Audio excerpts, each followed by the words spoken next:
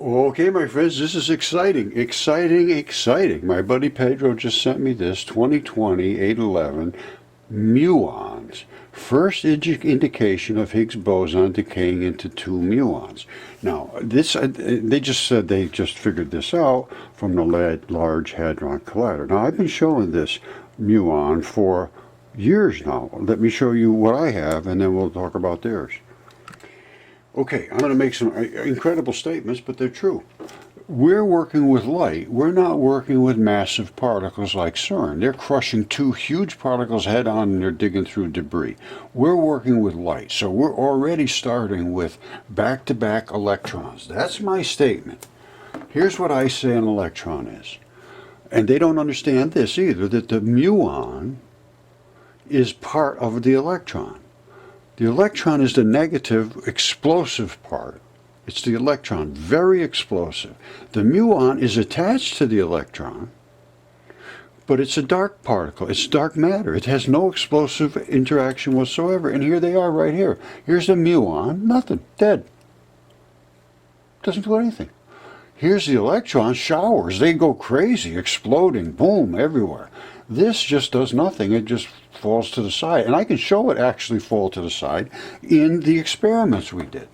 Now, here's what happens to the electron, which is attached to the muon. Now, I believe when it starts to concuss, it turns into this configuration. Prior to that, if you cut it in half, you'd have a dark center surrounded by a crust, and we would see that as light. You'd see it like this.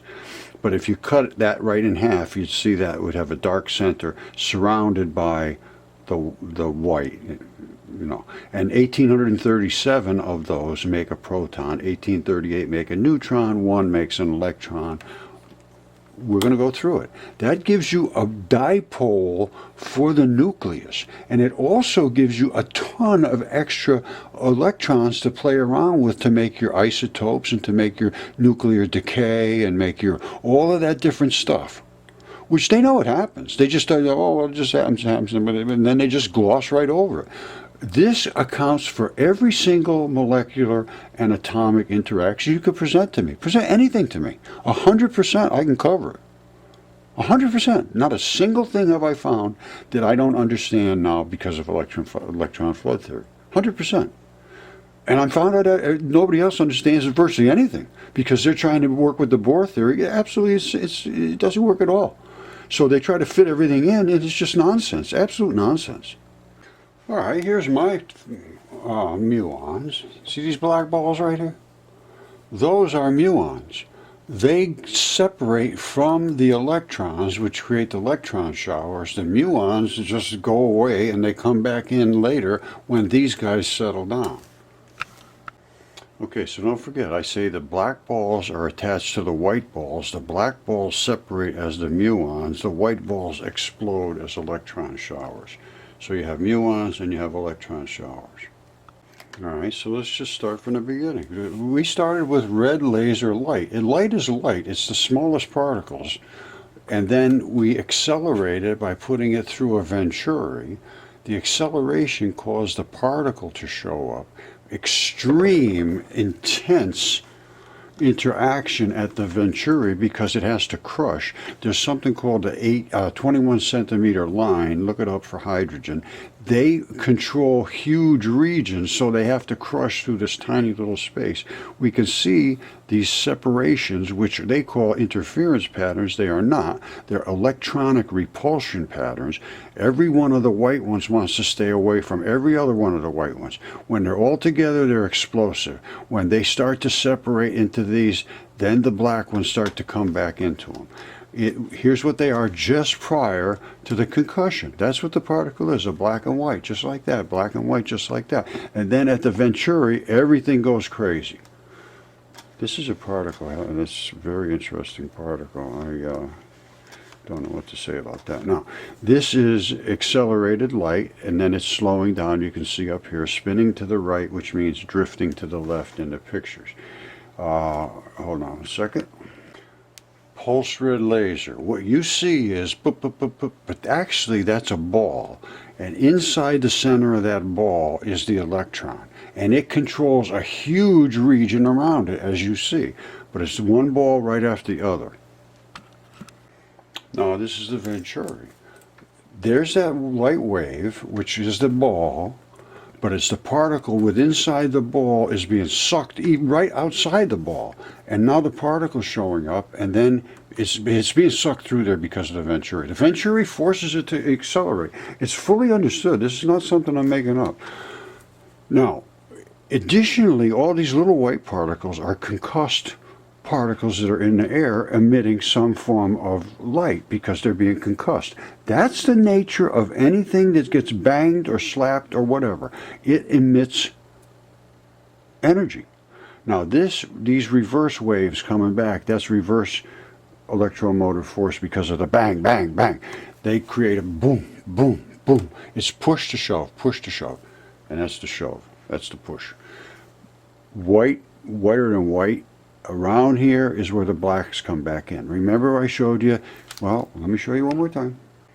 All right, think about this very carefully. Coming from here, the light is going this way. That's the venturi, and it's approaching the venturi, which is here. Now, prior to the crushing of the light, it's literally you're crushing the light into the venturi, and it's making it accelerate. Now, prior to this, I don't know what you'd see, to be perfectly honest with you, in the air. I don't see anything that I know of. But they're starting to create some form of a pushback. And then they do this. The green do the exact same thing, so it's not, this is no anomaly. And I have more than just Rod doing these, with showing this. Now, here is the concussion where these just fall apart. Now, but I just want to make sure you understand, Rod was the first one to come up with a venturi to do this, to accelerate the light. And he just did it by accident. He was trying to do the double slit experiment, and he didn't realize you had that absolutely thin, razor thin slit. And he used two, I think he used nails, and they were round. And when I saw what he did, I said, wow, man, what did you do? And finally we figured out, you know, what was going on there. Anyway, this just happens, and at this point we can see we've got a positive and a negative together. Black and white, I don't care how you cut it, they're opposites. One of them's got positive, one of them's got negative. We always thought all there was the negative, because that is the one that does the work. As I can show you, I did. They just walk away. See, that's the same thing. There's the green ones, very powerful compared to the red, though. But the exact same architecture. Can't be any clearer than that. We saw when they came in, they were just like this. Bam! And at that point, all bets are off. These things just fell apart. Not a single dark particle. I have looked at this in extreme detail. There is not one single darkness in here. None, zero. Zero minus any other particles. Isn't that none? Where are they? Here. Here they are. Now, why are they outside this? These are the dark matter. They can totally separate from what I don't care what you call it now. White matter, electrons, concussive matter, explosive matter. These dark particles can completely, totally, 100% separate. No question whatsoever. So, what is that? That's why the post I did the other day was this region right here. If you could get somehow a suction device to pull these, because these electrons now are broken away from their dark matter particles, which gives them an extremely aggressive interaction. They want to be attached to the dark matter. They want to be attached to the dark matter. They're going to come back to the dark matter. You can see it. Because it's very, very simple to see. They want to be back to that dark matter. I'll show you another one. All right, this gives us a little better perspective. Here's the high-speed particles as they accelerate, and then they all want to get together to go through here, and they say, I can't get through, I can't get through here. Every one of these little black balls was attached to a half of a photon. I mean, half of a photon. It was attached to an electron. So each one of these wants to reattach to one of these when it settles down. It can't attach to it because it's in an explosive state now. However, at a certain exact distance from the venturi, they start to settle back down, and then they reattach. You see them start to follow after these guys? They're following right in, trying to jump in and add back together with them. See them? See it?